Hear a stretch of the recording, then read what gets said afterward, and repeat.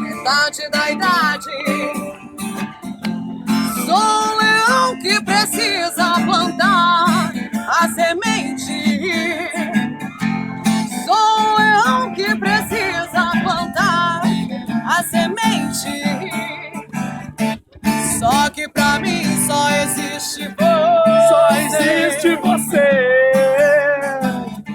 Por peitos e bundas não vou sucumbir. Se eu não olhar pra você, não vou querer o que eu ver. Se eu não olhar pra você, não tem mais nada pra ver. Se eu não puder mais te ver, meu bem, eu quero morrer. Se eu não olhar pra você, não vou querer o que eu ver. Se eu não olhar pra você, não tem mais nada pra ver. Se eu não puder mais te ver, meu bem, eu quero morrer. Não, não.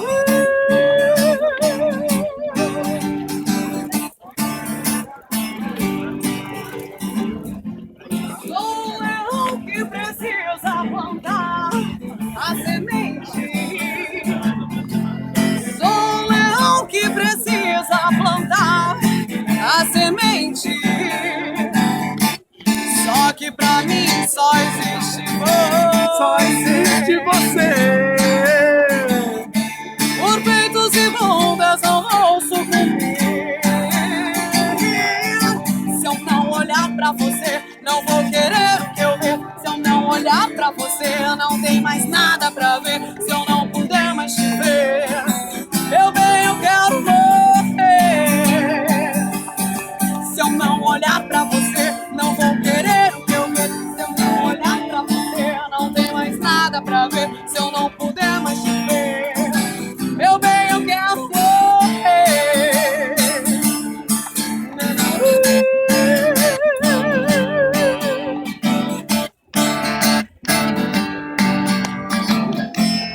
Sou um leão que precisa plantar a semente. Sou um leão que precisa plantar a semente.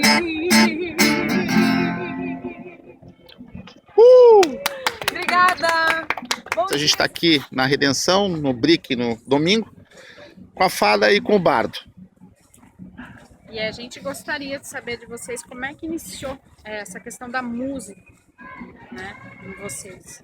Música para Bardo e Fada.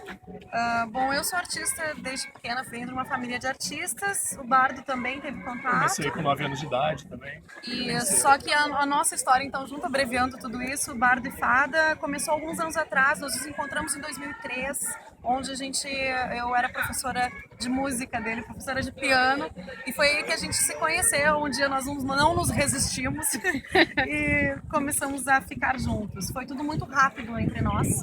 E a gente fez vários trabalhos musicais em vários gêneros, porque a Fada vinha do sertanejo raiz e eu vinha do rock gótico.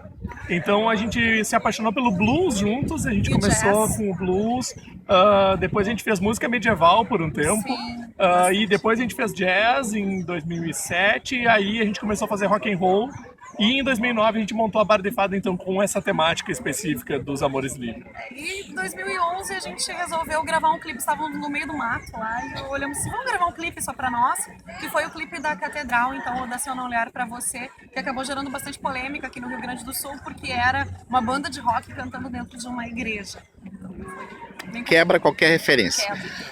O Bardo colocou a expressão Amores Livres. Vocês têm uma maneira de se relacionar afetivamente, de tratar e de viver o amor numa maneira que não é usual na sociedade. Ou é usual, mas não é explícita. E vocês têm explicitado isso. Como é que vocês veem isso? Ai, e aí, Bardinho? Como é que a gente vê isso? Falem de vocês.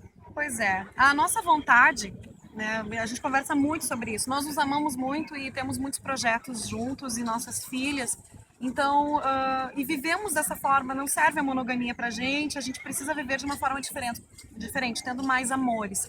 Então, a gente resolveu usar a nossa música para cantar para outras pessoas que talvez estão lá em casa, no cantinho, achando que está sozinha no mundo, pensando dessa forma. Não, tá aqui, a gente está cantando para vocês aí do outro lado.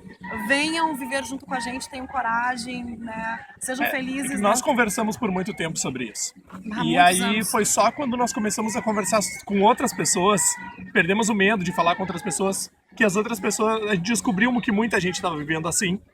E essas pessoas começaram a contar as histórias deles pra gente, e isso ajudou muito com que nós pudéssemos viver dessa maneira.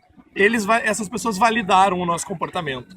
E hoje Então, a gente quer validar. quando nós montamos a Bar de Fada, nós montamos ela como uma ferramenta. A Bar de Fada é uma ferramenta de validação desse comportamento para milhares de pessoas. E a música era uma maneira de, né, de fazer isso viajar mais rápido, né? Uma ferramenta mais poderosa. As músicas da Bar de Fada, a Love Box, todas as canções, todas elas têm um pouco de um monte de gente ali. E são vocês que compõem. Sim, Sim. a gente que compõe. E aí, por exemplo, tem Chifres São Coisas da Tua Cabeça, que fala sobre um casal que a gente conheceu e entrevistou, que eles tinham um relacionamento aberto, mas era um relacionamento, assim, ninguém falava, era velado o acordo, né? Cada um saía para um lado. Era muito engraçado, a gente entrevistou eles separados e os dois contaram a mesma história, mas avisaram que se a gente confrontasse eles não iam confirmar. Então, assim, ele saía, ela saía, e se ele chegasse em casa 3 horas da manhã com cheiro de mulher, e ela perguntasse onde é que ele tava, e ele dissesse que tava jogando golfe, ela ia acreditar. Ela acreditava e ponto, né? Então, a Chifres foi sobre esse casal. E, na verdade, uma coisa que a gente tenta fazer, que eu acredito que seja diferente, é ser um artista mais humano, é ser um artista mais próximo do nosso fã e escrever sobre a vida do fã.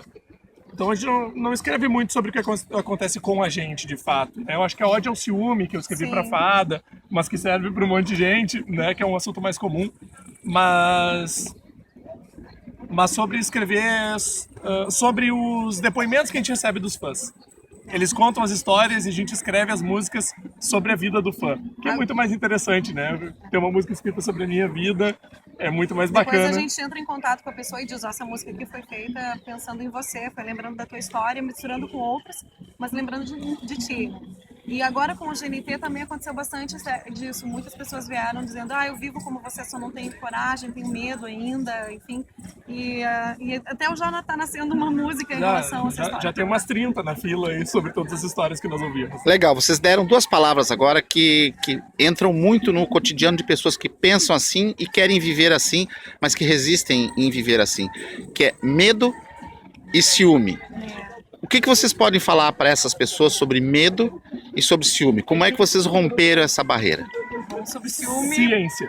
É ciência. Ciência. Nossa, parece que é um assunto que não tem nada a ver, mas a gente pressiona muito nesse ponto, que Pesquisa muito. Levem a ciência a sério, sabe? A gente tem pesquisas científicas seríssimas de muito tempo já, que mostram que o ciúme não é natural, a gente não nasce com ciúme, que o ciúme é um resultado do ambiente, da sociedade que a gente vive. Então, assim, o nosso cérebro, ele só responde as coisas, né? Então, a gente costuma dar respostas muito científicas quando as pessoas perguntam. Eu fui uma pessoa muito ciumenta. E tanto que o Bardo fez a ode ao ciúme pra mim. Como eu já até falei, eu me sinto envergonhada de ter sentido tudo que senti. Mas, realmente, quando eu parei pra pensar, por que eu tenho ciúme mesmo? Porque eu queria matar. Eu dizia pra ele assim, se tu sair com outra ou qualquer coisa, eu vou te matar. Era aquele sentimento de posse, é meu. Tanto que a música diz, o que é meu, jamais vai me deixar. Não era um eu vou te matar rindo, assim, não, era eu real. vou te matar com uma tesoura na mão, assim, e eu sabe? sentia muito, e só que ao mesmo tempo eu ficava triste com as minhas reações. E eu não queria sentir aquilo, nem queria passar aquilo pra ele. Pra pessoa que eu amo, como é que eu vou dizer pra alguém que eu amo, que eu quero matar, caso fique com outro? E se eu conseguir, todo mundo consegue. Por quê? Parei um dia e por que eu sinto ciúme? Aí eu entendi. Aí só que é a parte que as pessoas não concordam. Eu entendi que tudo que eu sentia de ciúme dele era porque eu era capaz de fazer. Então, eu tinha capacidade de fazer tudo aquilo que eu tinha medo que ele fizesse pra mim. Então, eu não aceitava que eu tinha medo, eu não aceitava que eu era natural, que eu era humana e que eu podia sentir tesão por outra pessoa, que eu podia sentir atração de qualquer forma. E aí, como eu tinha medo de fazer isso, eu tinha medo que ele fizesse pra mim também. E então, vinha o ciúme. Como é que eu agia? Eu atacava ele, eu dizia, se tu fizer isso que eu tenho capacidade de fazer por ti também, eu vou te matar.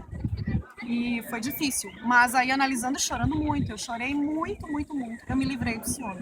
Às vezes ele ainda aparece, tá? Tipo, não é assim, agora estou curada, né? Não tem nada a ver. Cada Não. dia sem ciúme é uma vitória. É uma vitória, porque não é natural a gente sentir ciúme, porque a gente se prende dentro de nós mesmos, a gente tem medo da gente, tá? Então, e não é legal ter medo da gente, a gente tem que ser feliz. É natural gostar de outras pessoas, é natural tu olhar, achar outra pessoa bonita, pelo menos, né? Não tem nada de estranho nisso. Então, por que tu vai ter medo de achar outra pessoa bonita? Por que tu vai ter medo de gostar de outra pessoa? Por que tu vai ter medo de querer transar com outra pessoa, amar outra pessoa e medo de perder o que tu tem com a pessoa que tá do teu lado? Não, tu não vai perder nada disso, tu vai acrescentar. Então, sem medo, sem ciúme. E o medo é a mesma coisa também. O medo, a gente nasce com 2 medos, né? Que é o medo de altura e o medo de barulhos altos, que são 2 coisas que garantem que a gente não vai morrer de uma forma estúpida.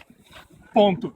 Todos os outros medos são plantados na gente, desde a vida escolar, pai e mãe, religião, né? Trabalho, tudo. Então, na verdade, o único medo que a gente devia ter de verdade era o medo de morrer. É o medo do meu corpo ser destruído. Todos os outros medos são... A gente pode trabalhar em cima deles tranquilamente. E mesmo esse medo de morrer, a gente pode trabalhar em cima dele. Ele se cuida, vai no médico, cuida pra atravessar a rua, né? Então... Gente, vocês são lindos. Muito obrigado. Obrigado.